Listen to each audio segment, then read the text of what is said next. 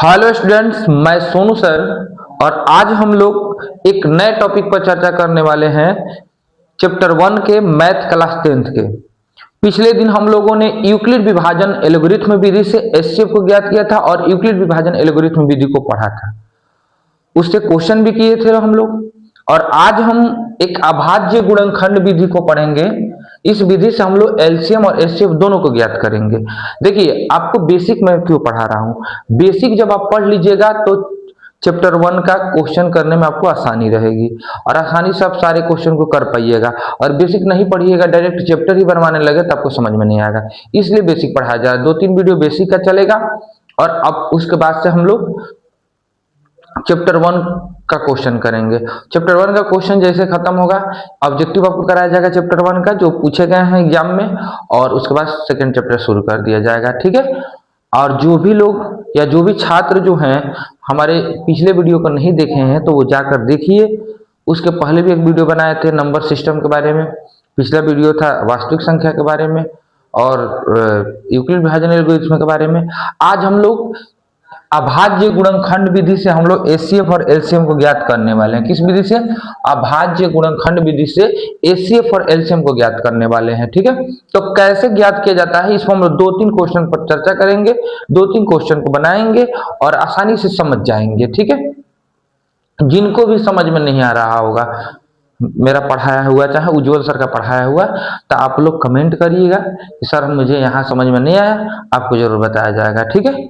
चलिए आइए हम देखते हैं अभाज्य गुणनखंड विधि क्या होता है। तो देखिए आपको कोई नंबर दिया होगा 2-3 या 2 नंबर दिया, 3 नंबर दिया होगा और चारों नंबर दे सकता, मतलब कई को दिया होगा और बोलेगा कि अभाज्य गुणनखंड विधि से एचसीएफ और एलसीएम ज्ञात करें। तो कैसे ज्ञात करेंगे पहले हम देखते हैं। ठीक है।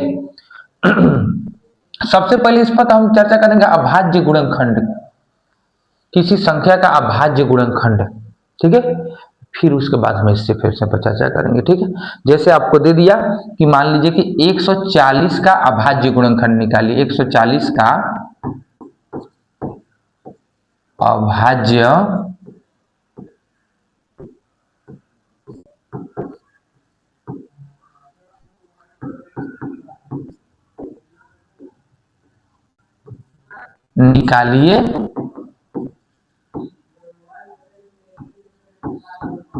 निकालिए या अभाज्य गुणनखंड के रूप में व्यक्त कीजिए। ऐसे क्वेश्चन आपसे कर सकता है। ठीक है।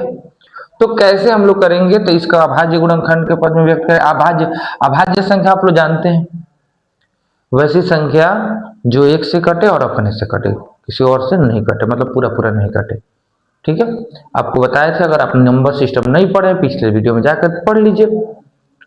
चलिए 140 का हम फैक्टर करना चालू करते हैं, गुणनखंड करना चालू करते हैं। 2 से घटाएंगे। देखिए 2 से 140 कितना बार में कटेगा? चलिए 70 बार में कटेगा। फिर 2 से आपका 70 कितना बार में जाएगा? 35 बार में। अब ये किससे जाने वाला है? 3 से तो जाएगा नहीं, 4 से भी नहीं जाएगा, 5 से चल जा सकता है। तो 5 से जाएगा तो 5 7 35 हो जाएगा। और 7 किससे जाएगा? 7 एकम 7।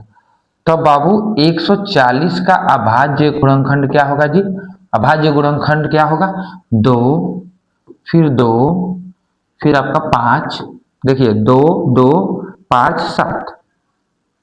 7 और 1 को भी लिखते हैं। ये इसका अभाज्य गुणनखंड होगा। ये इसका अभाज्य गुणनखंड है। क्लियर? समझ में आ गया? अभाज्य गुणनखंड के कैसे हुआ? 2 अभाज्य संख्या है, 5 अभाज्य संख्या है, 5 अभाज्य संख्या, 2 अभाज्य संख्या, फिर 2 अभाज्य संख्या, 5 अभाज्य संख्या, 7 अभाज्य संख्या, 1 अभाज्य संख्या। तो ये अभाज्य गुणनखंड के रूप में हो गया। ठीक है। आपसे एग्जाम में क्वेश्चन पूछ दे कि इसको अभाज्य गुणनखंड के रूप में लिखिए, ऑब्जेक्टिव में ये भी पूछ सकता है कि इसका अभाज्य गुणनखंड क्या होगा, तो आपको उसमें से देख करके ऑप्शन को क्लिक करना रहता है। ठीक है। चलिए आइए ध्यान देते हैं कैसे इसको और आगे बढ़ा के लिख सकते हैं। 2 का गो है जी, 2 गो है तो 2 के पावर 2 लिख सकते हैं इसको। 5 एगो है तो 5 इस तरह लिख देंगे, 7 है तो 7 लिख देंगे, और 1 है तो 1 लिख देंगे। जो नंबर जितना बार रहेगा उसका पावर में लगा देंगे, कम खत्म हो जाएगा। ठीक है, ऐसे भी ऑप्शन में दे देगा, ऐसे भी ऑप्शन में दे देगा, लेकिन ये इसे ऑप्शन में ज़्यादातर देगा।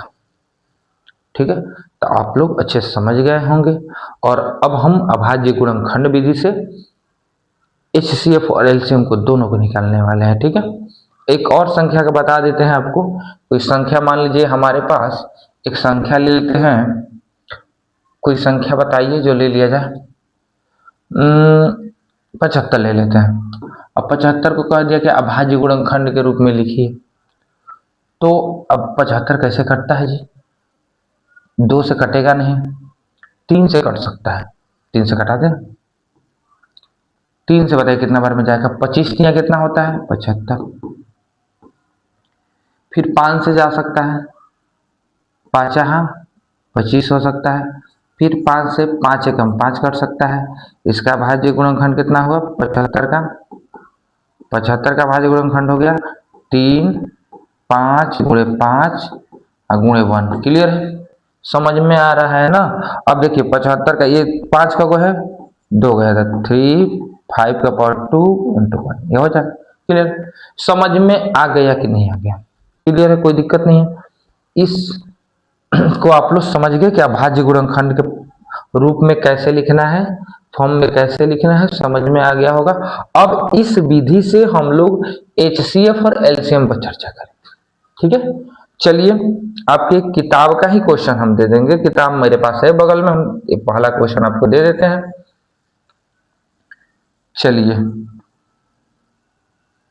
जिनको समझ में नहीं आएगा वो कमेंट करेंगे बाबू कि नहीं आया यहाँ पे समझ में।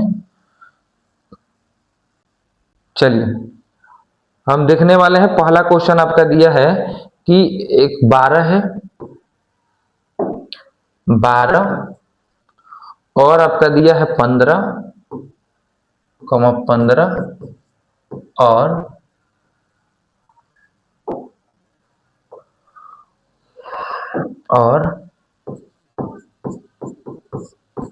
21। 21 का HCF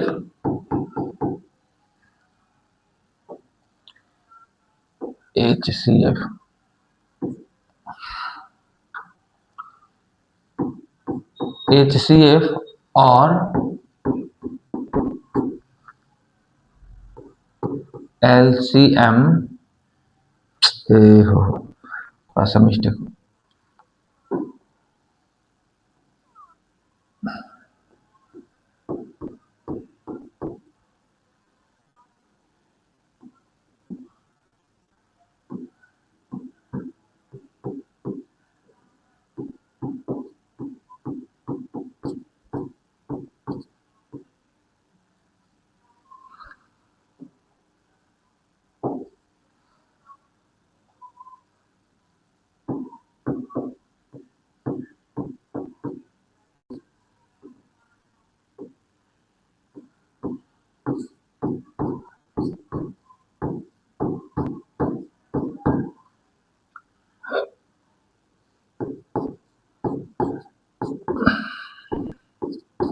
चलिए देखिए क्वेश्चन क्या कह रहा है, ध्यान से सुनिए।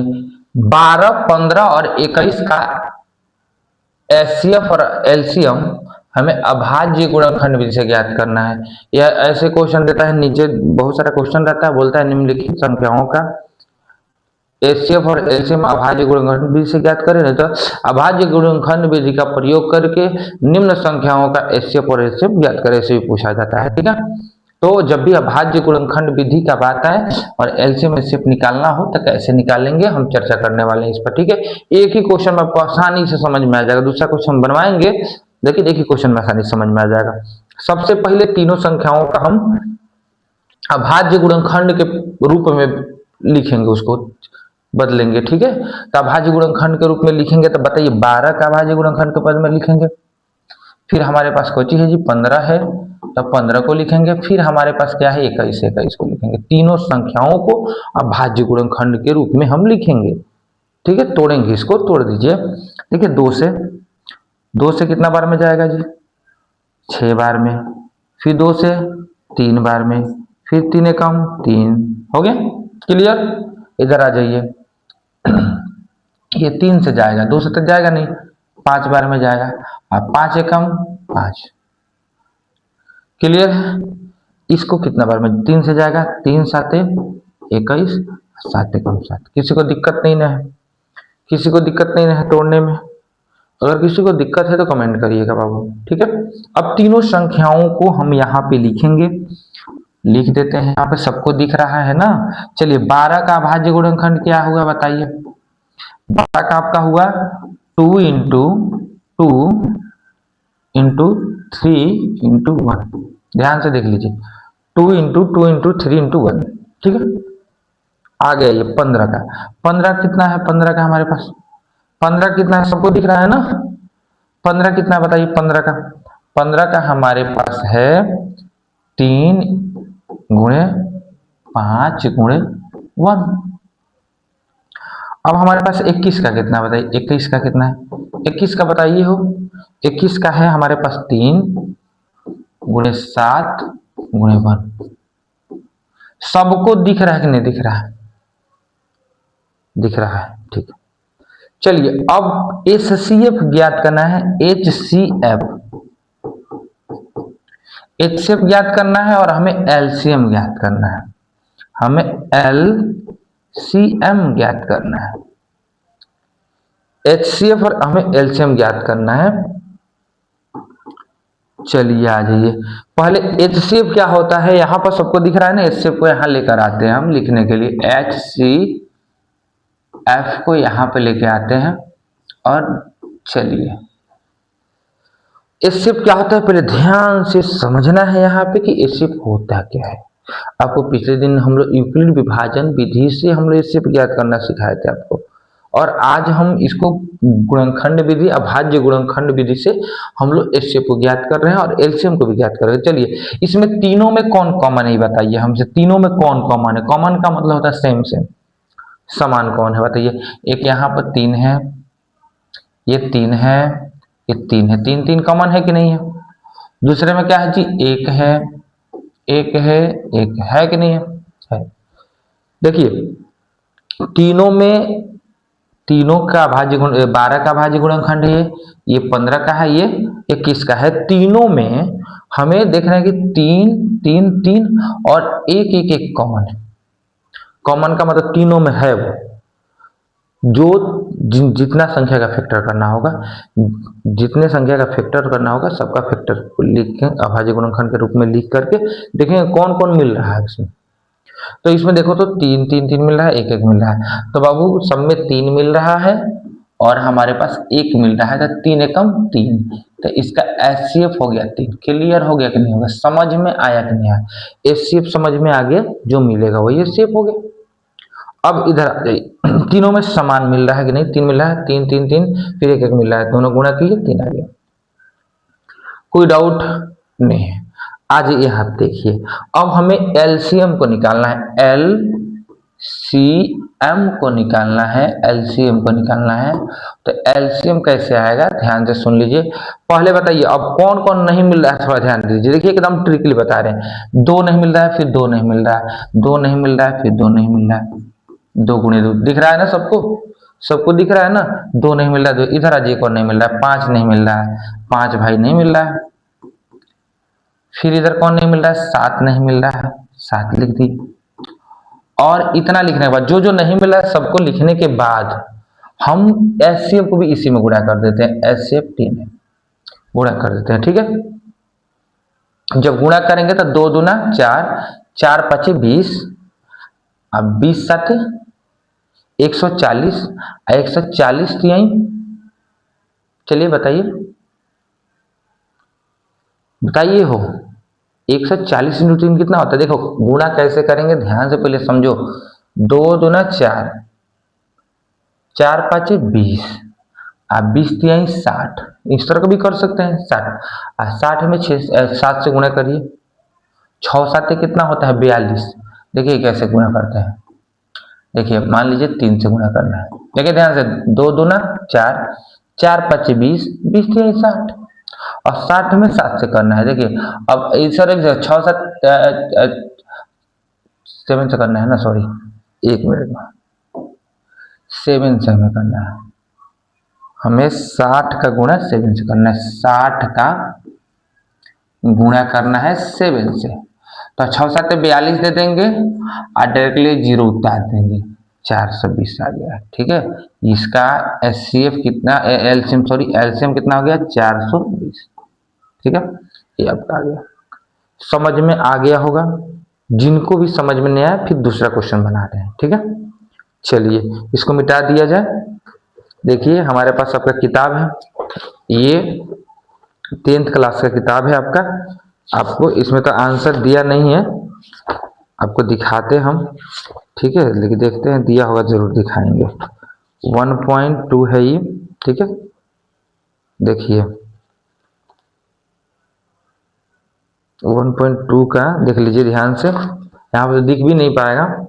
यहाँ एलसीएम आपका 420 दिया है, एचसीएफ आपका 3 दिया है। ठीक है, आ गया है।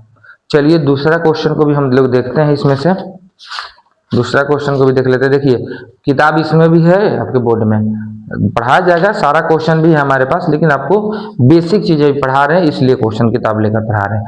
बेसिक चीजें पढ़ाया जाएगा, सारा पीडीएफ है मैथ का हमारे पास। ठीक है, चलिए दूसरा क्वेश्चन क्या कह रहा है, चलिए थोड़ा सा देख लीजिए ध्यान से।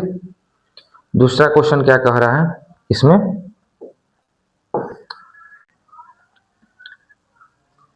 मिटा दिया जाए ना। ठीक है, दूसरा क्वेश्चन क्या कह रहा है, चाहे अपने मन से भी दे देते हैं क्वेश्चन आपको, देखते हैं।